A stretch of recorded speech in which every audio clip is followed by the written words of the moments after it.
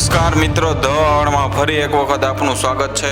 આજે ભારતના ફિલ્મ જગતના સુપરસ્ટાર એવા સલમાન ખાનને લઈ અને એક વિવાદ ઊભો થયો છે।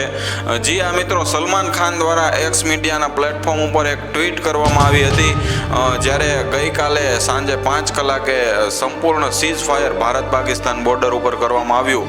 એ ઘટનાને લઈ અને સલમાન ખાન દ્વારા એક ટ્વીટ કરવામાં આવી હતી।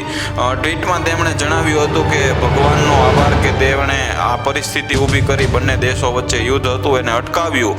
ત્યારે એમની આ ટ્વીટનો જોરોશોરોથી સોશિયલ મીડિયામાં વિરોધ કરવામાં આવી રહ્યો છે।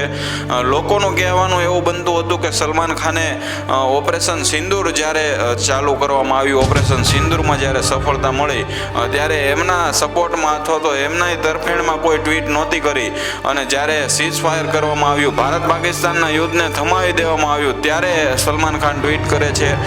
જોકે ઉલ્લેખનીય છે કે થોડા જ કલાકો બાદ સલમાન ખાને ટ્વીટ પોતાનું ડિલીટ પણ મારી દીધું હતું।